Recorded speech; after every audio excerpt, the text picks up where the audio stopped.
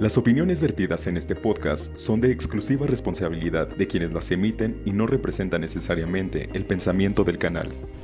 La obra maestra de la injusticia es parecer justo sin serlo, Platón. Gracias por acompañarme una vez más en este podcast. Yo soy Dania Valle y esto es En Consulta Jurídica. Y bueno, el día de hoy voy a hablarte de la función de la Suprema Corte de Justicia de la Nación y por supuesto también vamos a hablar de la famosa reforma al Poder Judicial. Y para ello invité a una persona muy especial, y digo muy especial porque las personas que me gusta invitar a este podcast son personas que están preparadas, pero que también tienen cierto interés por difundir información para usted que nos está viendo, para que conozca este tema de debate que hoy toma lugar, pero que realice comentarios informados. Yo lo invito a que realice sus comentarios a través de esta plataforma, que me diga si está de acuerdo usted en la reforma o no, pero que antes de emplear un juicio, se tome la tarea de escucharnos y de emplear un juicio informado. Agradezco infinitamente la presencia del doctor Eduardo Delgado Durán. Es licenciado en Derecho por la Universidad Michoacana de San Nicolás de Hidalgo. Tiene estudios de especialización en el Instituto de la Judicatura. También especialización en Derecho Administrativo. Es doctor en Derecho Constitucional y he tenido la oportunidad de compartir el micrófono con él hoy, pero también de estar en el aula, y debo decir que es un excelente profesionista, pero también un ser humano de valor. ¿Qué tal, doctor? ¿Cómo está? Muy bien, muchísimas gracias, Dani. Un gusto estar aquí contigo, con tus, con las personas que nos siguen. Y como siempre, pues también es un gusto abordar estos temas que son realmente importantes no solamente para el foro jurídico, sino para todas las personas, para todos los habitantes de este país, porque de alguna manera todo lo que vamos a platicar aquí es parte integrante de nuestra vida y afecta nuestras relaciones sociales, nuestra vida diaria en general. Sí, exactamente. Se suele pensar que si no eres abogado no te afectan este tipo de temas o que no te va a ingerir ni en trabajo ni siquiera en tu vida, pero usted lo acaba de decir muy bien, es un tema que nos ocupa a todos los ciudadanos por el simple hecho de compartir un territorio, y las decisiones que parezcan muy lejanas tienen una injerencia principal en nuestra vida y es importante estar informados. Quien no tiene información no tiene el poder. Así es, y como si lo hemos comentado alguna vez quizás en el aula o en los pasillos o dentro del foro, el derecho es un aspecto fundamental en la vida, claro, de las sociedades y de los seres humanos. No existe elemento de nuestra vida, ya sea en sociedad o en lo individual, que no esté tocado del derecho, que no tenga, donde el derecho no tenga injerencia. No hay aspecto de la vida, y por eso todos, aunque no seamos especialistas, aunque nos ocupemos en otras actividades ajenas al derecho, sin embargo debemos conocer todos estos temas porque, lo repito, no nos pueden ser ajenos. Sí, así es. Y bueno, para brindar un poquito de contexto, me gustaría que nos mencionara cuál es la función de la Suprema Corte de Justicia de la Nación para nosotros. ¿De qué se encarga? Bueno, la Suprema Corte de Justicia de la Nación, pues, en los últimos años ha tomado un papel protagónico en la vida no solo jurídica, sino social de nuestro país. Hubo un tiempo en el que parecía un organismo, un ente hasta un poco difuminado, medio abstracto, no sabíamos muy bien qué era, pero ahora ha adquirido una gran relevancia, sobre todo a partir de la reforma de 1994-1995, donde adquirió funciones específicas que le han dado una identidad y un campo de acción muy específico que cada vez influye más.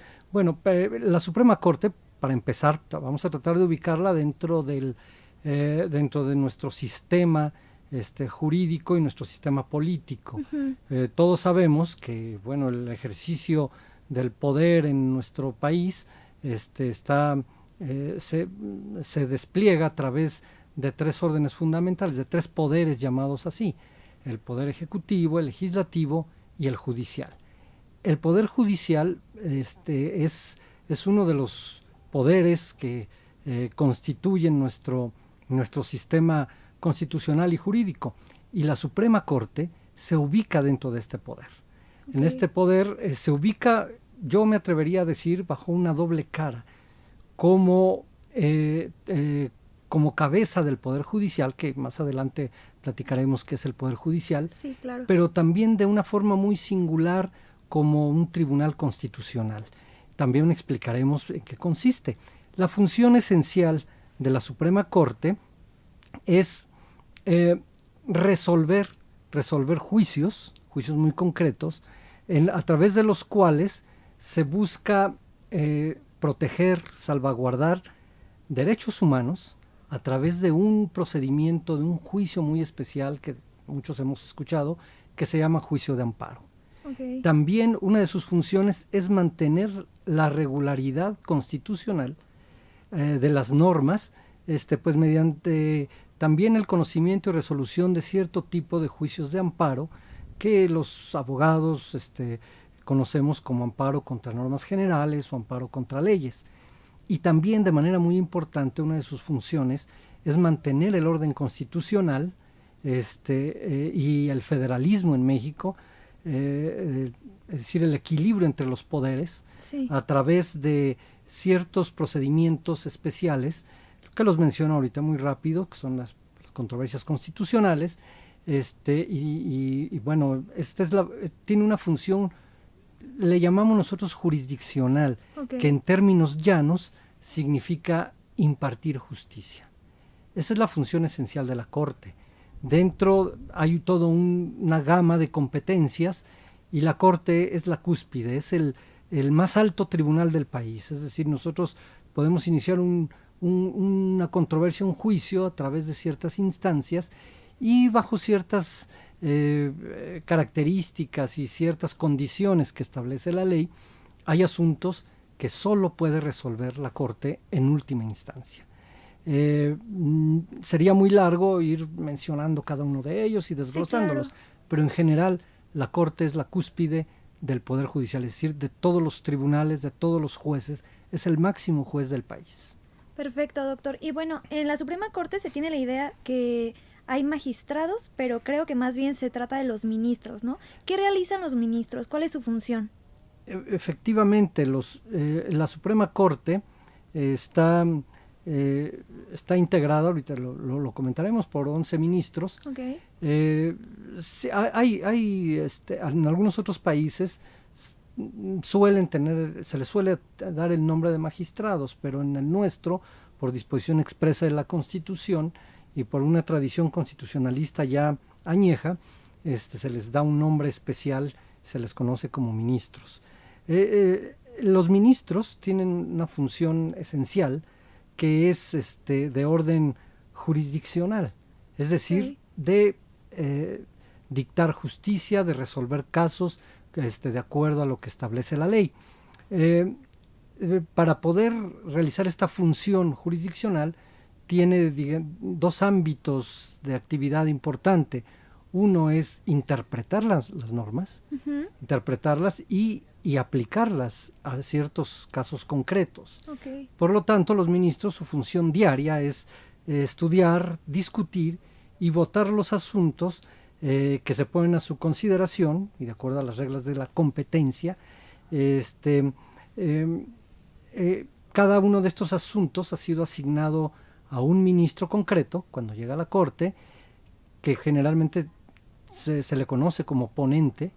Este ministro ponente pues realiza el estudio del caso concreto, lo pone a consideración de los ministros, elabora un proyecto de sentencia y lo pone a consideración de los demás ministros para en una sesión que comentaremos más adelante, puede ser de pleno, puede ser de sala, lo comentaremos más adelante, presenta ese proyecto de sentencia que es que contiene los puntos a discutir para resolver el asunto concreto. Y a través de esa dinámica, pues la Corte va a definir, al resolver cada asunto, los alcances de las leyes, la interpretación de la ley.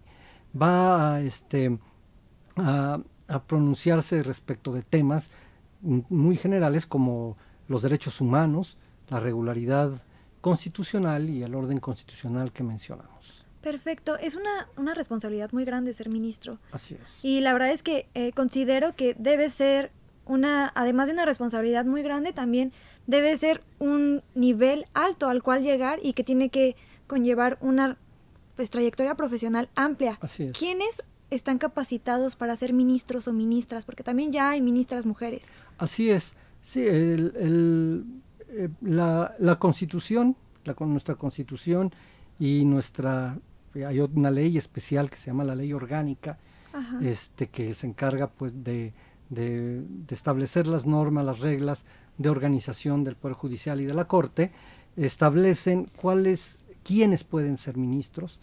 Puede serlo de entrada, es decir, por definición, cualquier mexicano que cumpla ciertos requisitos. Dice la Constitución, mexicano por nacimiento.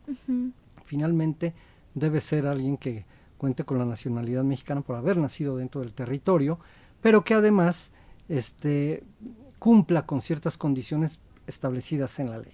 Mencionamos algunas de manera pues muy rápida, sin detenernos mucho, por razones pues de tiempo, seguramente, sí, doctor, muchas gracias. Y de lo amplio que es esta materia, sí, pero debe estar en pleno ejercicio de sus derechos políticos y civiles, es decir, no los debe tener restringidos por alguna resolución judicial o alguna condición especial, ¿no?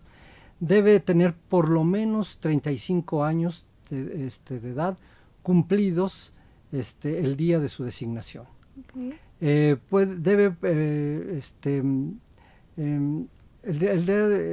Debe tener por lo menos también ese día de la designación un mínimo de 10 años de experiencia profesional en el ámbito del derecho. Debe tener un título profesional expedido pues por las instituciones acreditadas o facultadas para ello, y con ese tiempo de experiencia dentro de cualquier ámbito del derecho. Habrá que decirlo rápidamente, el derecho pues tiene muchos ámbitos, muchos abogados se dedican a la docencia, se dedican a la academia, a la investigación, al litigio, sí, claro. O trabajan dentro de órganos de la administración pública, en fin. La Constitución y la Ley Orgánica no distinguen. Cualquiera que sea el ámbito de ejercicio del derecho, debe tener por lo menos 10 años de experiencia. Debe gozar de buena reputación, no haber sido condenado por un delito que amerite pena corporal, etcétera. Es decir, debe ser una persona con una trayectoria y una vida, pues lo ideal es que sea intachable, respetable, efectivamente. Debe haber residido en el país durante los 2 años, dice la Constitución, 2 años anteriores al día de su designación. Además, no haber sido secretario de Estado, no haber sido fiscal general, etcétera. Todo esto pues con la finalidad de que goce de independencia, que no tenga ningún vínculo con algún otro órgano, algún otro poder, que pudiera poner en tela de juicio sus criterios, sus decisiones. Todo esto lo prevé la Constitución y la Ley Orgánica, ¿no? Y bien, dejando un poquito de lado la función de los ministros, ahorita hay un tema que creo que está en tendencia, pero está en tendencia, creo yo, por razones positivas, y es porque la gente necesita información. La gente necesita saber qué está pasando en México y cómo nos repercute, pero la reforma al Poder Judicial es el debate que hoy existe. Hay muchas opiniones, hay gente litigantes incluso que dicen que es lo peor que nos podría suceder, y hay personas que dicen que no, que está bien, que la reforma tiene áreas de oportunidad, pero que se pueden resolver en el transcurso del tiempo. ¿Podría platicarnos un poco en qué consiste esta reforma? Sí, desde luego, es un tema que es candente, sí, y es un tema que además es necesario abordarlo de una manera imparcial. Sí, claro. Dejando cualquier sesgo político y sin afán de involucrar nuestra opinión en un tema de partidos o de índole política en general. Debemos partir de un análisis objetivo respecto del estado actual de la impartición de justicia. Claro. Y aquí hago un paréntesis muy rápido. La impartición de justicia es algo diferente a la procuración de justicia. Ok. ¿En qué radica esa diferenciación? La Procuración de Justicia se refiere a todos los procedimientos de investigación concretamente de los delitos que están a cargo de las fiscalías, tanto de la Fiscalía General de la República como de las fiscalías de los estados. Y estas fiscalías pues, dependen directamente del Poder Ejecutivo. A diferencia de la impartición de justicia, que es cuando ya se tiene el asunto integrado, ya las partes involucradas han podido manifestarse y se pone ante un juez ya el tema concreto de derecho a debatir, y el juez resuelve de acuerdo a lo que dicta la ley. Entonces hay que analizar, creo yo, el contexto de esta reforma constitucional tiene que ver con el estado actual de la justicia, de la impartición de justicia. Sabemos que hay muchas personas, un gran sector de la sociedad, que quizás está inconforme con una resolución judicial o con la actuación de los tribunales. De hecho, por definición, un juez siempre tendrá de un lado, al resolver, siempre tendrá de un lado a alguien que se siente favorecido, que considera que la sentencia que dictó un juez es ajustada a derecho, es correcta, claro. Y la otra parte, la que no obtuvo resolución favorable, por definición, va a considerar que la resolución está equivocada, que es deficiente, e incluso, como muchas veces se dice, que el juez resolvió conforme a criterios o a intereses quizás no muy apegados a la ley, pero siempre esa es la primera percepción que se tiene. Por lo tanto, el juez siempre está en esa coyuntura. Por lo tanto, vamos a encontrar opiniones en diferentes sentidos. En mi opinión, para no entrar en muchos detalles, creo que el estado actual, la impartición de justicia, sí requiere algunas reformas, no lo niego. Hay aspectos que a mí como abogado postulante, incluso como en su momento que tuve la posibilidad de fungir o de estar dentro de los órganos jurisdiccionales, veo que hay aspectos que deben remediarse. Ha habido varias reformas judiciales. La última fue en el año 2021, si mal no recuerdo, pero fue una reforma que no tocó sustancialmente los aspectos más sensibles de la impartición de justicia.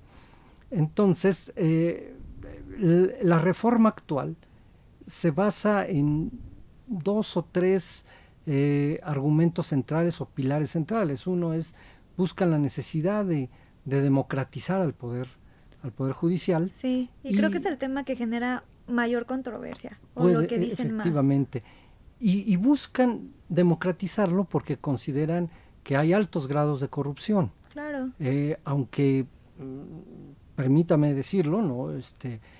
Muchas veces se dice eso sin contar con los elementos, con las pruebas que acrediten. Yo no dudo que pudiera haber corrupción en los órganos impartidores de justicia, en el Poder Judicial Federal. No dudo que lo haya. Mi opinión, por mi experiencia dentro de los tribunales y ahora como postulante, como litigante, es que ha habido casos muy concretos, casos muy aislados, donde sí podemos advertir situaciones de contrarias a la ley, o se pueda sospechar de algún interés del juzgador. Sí ha habido casos, pero en mi opinión, es una opinión muy personal, claro, no es una situación generalizada en los poderes judiciales, ni en el federal ni en el estatal. Y aparte de lo que menciona, pues yo creo que poca gente lo conoce, pero entrar al Poder Judicial requiere un proceso muy amplio y sumamente complicado. El hecho de que estudies la licenciatura en Derecho no te garantiza que vas a poder entrar al Poder Judicial, y menos de una manera sencilla. Simplemente para ser oficial hay que hacer un examen, me parece que hay que hacer un curso, y después de ahí haces entrevistas. O sea, somos muchos tal vez los candidatos, pero uno solo el seleccionado. Así es. De hecho, el contexto que comentamos quizás necesita alguna reforma el Poder Judicial Federal. Sin embargo, y para tratar de abordar el tema de de la opinión de la reforma como está planteada o como Claro. parece que está planteada, creo yo que es muy cuestionable. Es decir, aunque admito que existe una necesidad de reforma del Poder Judicial en algunos aspectos, creo que la dirección, y es mi opinión personal, la dirección que se está planteando en la exposición de motivos, en los documentos que se han ido preparando para sustentar esta reforma, no son los adecuados. Y quisiera resumirlo en algunos puntos muy concretos. No me parece el camino adecuado esta reforma por varias razones. Razones de orden jurisdiccional. Algo que usted, Dania, comentaba ahorita, que es muy cierto. De los tres poderes, y esa es una opinión también personal, de los tres poderes, creo yo que el que tiene mayor grado de especialización es el Poder Judicial de la Federación. Sí, por supuesto. Y en general el Poder Judicial. ¿Por qué? Porque como usted bien comentó hace un momento, para llegar a ocupar los cargos de los más, de los iniciales, de los de menor responsabilidad, digamos, hasta los de máxima responsabilidad, se ha implementado en el Poder Judicial algo que se llama carrera judicial. Claro. La carrera judicial es algo muy valioso. Una persona... De mucho tiempo. Así es, claro. Una persona que entra hoy al Poder Judicial como oficial en las actividades jurisdiccionales más de inicio, digamos, tiene que tener todo un camino de estudios, tiene que hacer cursos, tiene que acreditarse, tiene que hacer diplomados, tiene que hacer exámenes para pasar al siguiente grado, y son exámenes complejos, Claro. donde participan miles de personas por 10, 15 lugares, o 20, 50, no lo sé, pero la proporción del número de participantes y de los lugares suele ser muy desproporcionada. Entonces, quien aspira, un oficial que aspira, o una persona que aspira a ser oficial, necesita hacer ciertos cursos, ciertos exámenes que tiene que superar. Para llegar a ser después secretario de juzgado, de tribunal colegiado, tiene que hacer lo mismo. Para ser actuario, en fin, hasta para ser magistrado de circuito, tiene que someterse a exámenes muy rigurosos. Encontramos entre jueces y magistrados, así como podemos criticar algunas de sus resoluciones o atribuirles justa o injustamente alguna deficiencia, el hecho es que en términos generales los jueces, los magistrados, los secretarios, los oficiales son personas en diferentes niveles con un alto grado de preparación en materia jurisdiccional. Y creo yo que esta reforma está perdiendo de vista esta necesidad. Claro. Y sin lugar a dudas, fuera del Poder Judicial hay personas muy preparadas, hay litigantes, académicos, profesores, investigadores, que son conocedores del derecho. Pero la carrera judicial no solo involucra los conocimientos teóricos del derecho, Por supuesto. sino la preparación para el ejercicio jurisdiccional. El ejercicio jurisdiccional es muy diferente al litigio, es muy diferente a la docencia, sin menospreciar ninguno de estos ámbitos. Sí, claro. Pero es algo muy especializado. Requiere una técnica que se va depurando con el tiempo. El estudio de un caso, la interpretación de la ley, la aplicación de la ley a ese caso concreto, requiere un ejercicio argumentativo muy especial, que solo lo da el trabajo diario, la preparación diaria en ese sentido. Y aunado a lo que menciona es justo la parte de los perfiles, ¿no? Cada año egresan muchísimos licenciados en Derecho, pero cada quien decide el área en la cual se va a desempeñar. Y sería complicado tal vez que alguien que tal vez todavía no tiene una carrera judicial o que ni siquiera ha iniciado esa trayectoria, el día de mañana llegue a ser juez o magistrado por una elección, ¿no? Entonces es justo la parte que la gente promueve, y lo dicen muchos litigantes, que es complicado establecer ese grado de responsabilidad en alguien que todavía no tiene la experiencia, justo lo que usted menciona.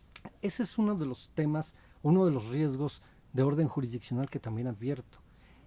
El tiempo que va a requerir alguien, digamos un litigante, un investigador, el tiempo que va a requerir para adquirir esa pericia en el manejo de expedientes Claro. y en la elaboración y revisión de sentencias, esa pericia tan técnica que se necesita, Sí, completamente. va a ocupar un tiempo muy grande,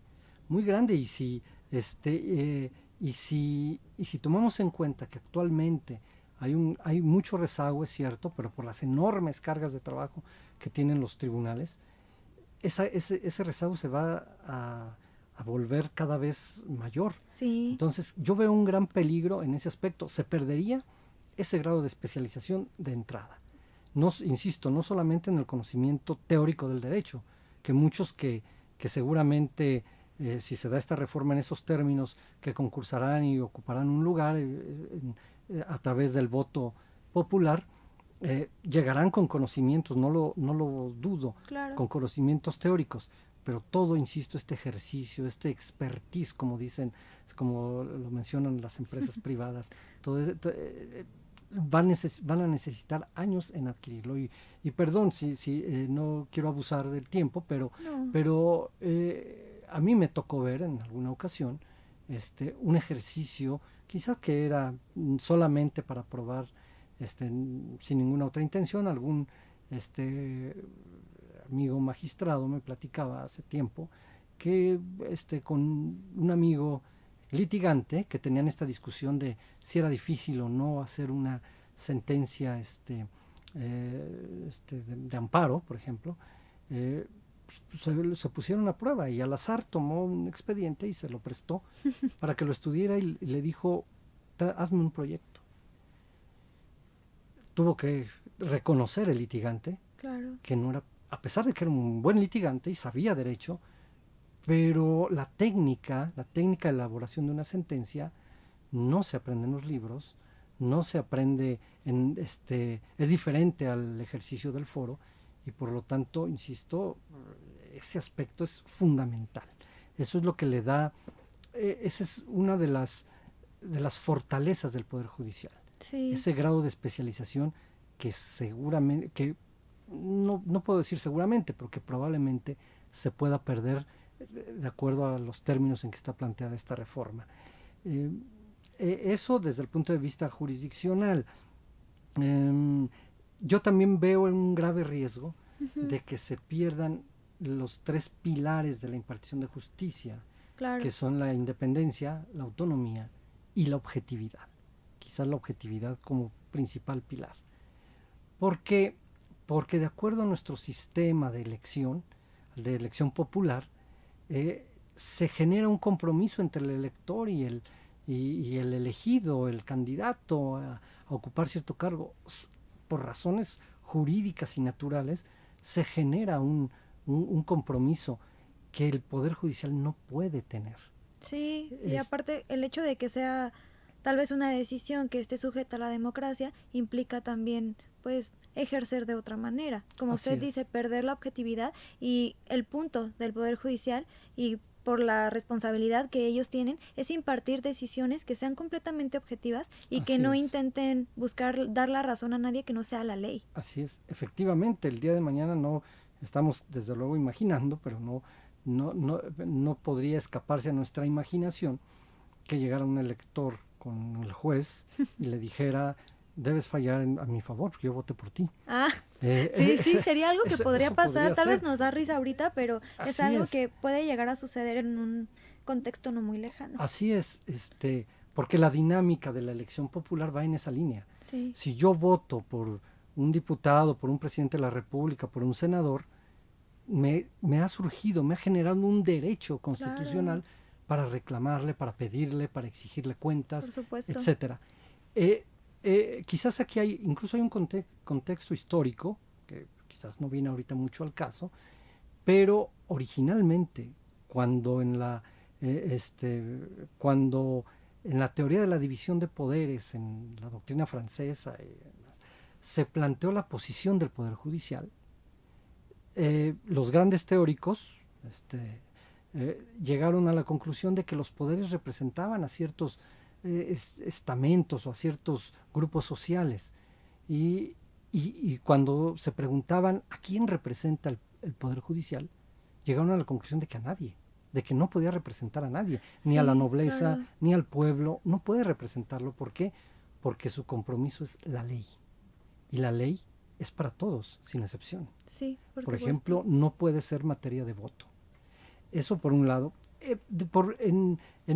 otro tipo de problema que yo advierto, que es un problema práctico, yo veo que una elección de jueces, magistrados, de acuerdo al enorme número de estos funcionarios, Ujú. se volvería una labor gigantesca y costosísima su elección, así como pareciera que lo están planteando. Hace poco, el ministro en retiro, José Ramón Cosío Díaz, José Ramón Cosío, hizo un ejercicio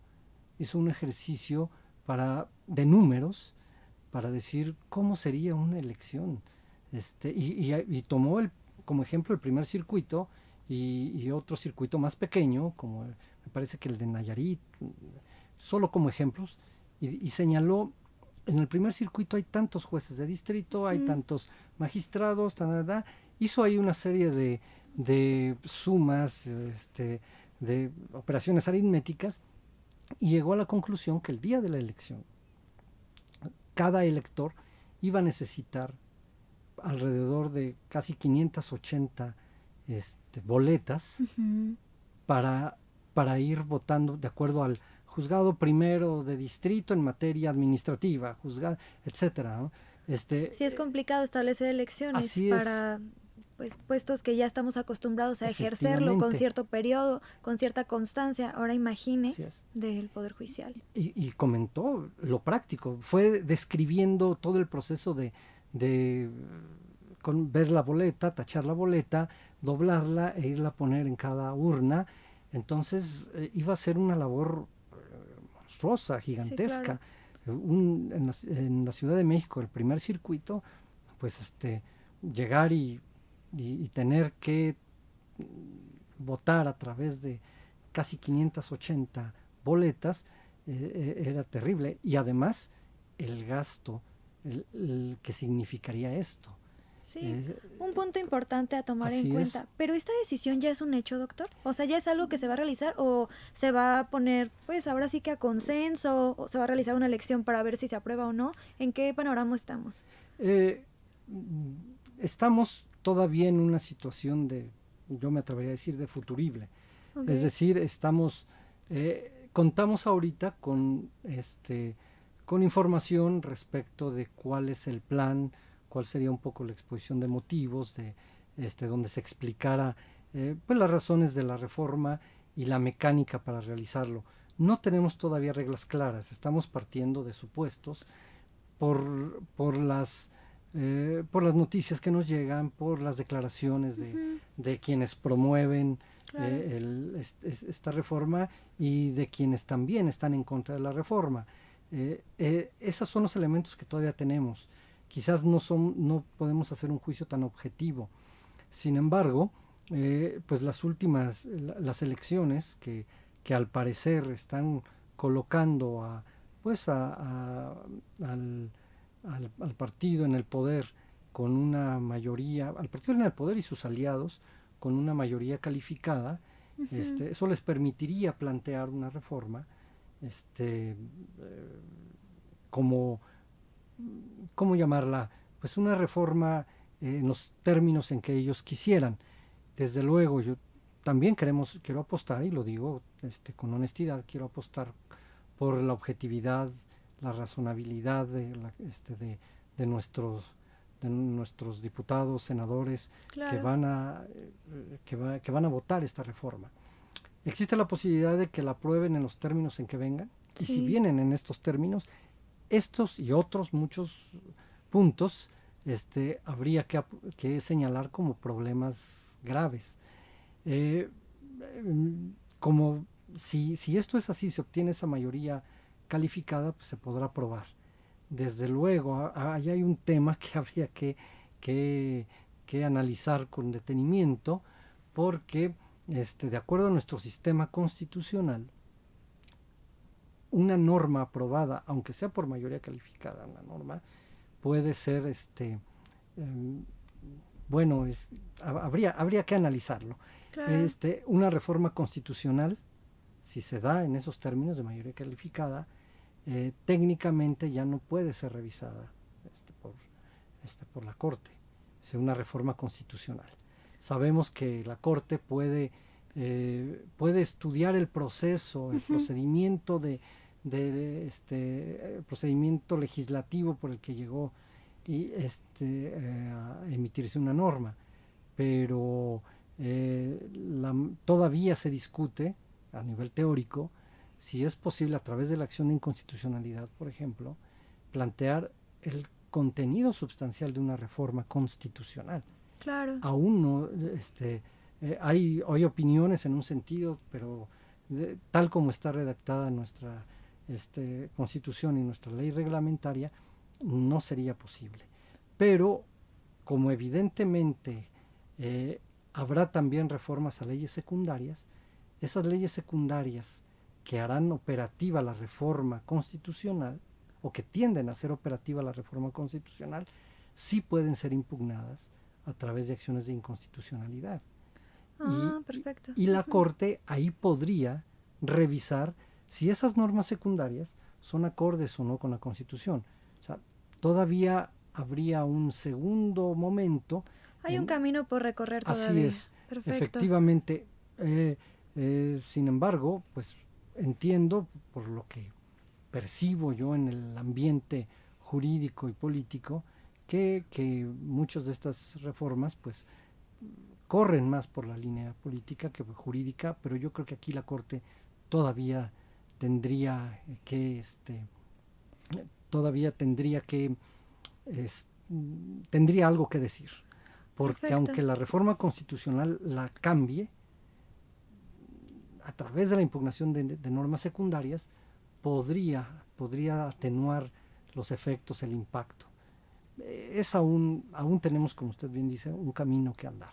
Perfecto, doctor. Pues mire, desafortunadamente se nos acaba de terminar el tiempo, pero agradezco infinitamente su presencia, porque informar a la ciudadanía sobre lo que está pasando en nuestro país es muy importante, y darles la información genera elementos de poder para generar decisiones mejores para ellos, y también para poder emitir juicios de valor y no solamente juicios que sean repetidos. Le agradezco nuevamente haber estado conmigo, y a usted que nos está viendo desde las redes sociales del Sistema Michoacano de Radio y Televisión, le agradezco el favor de su atención. Yo soy Dania Valle y esto fue En Consulta Jurídica.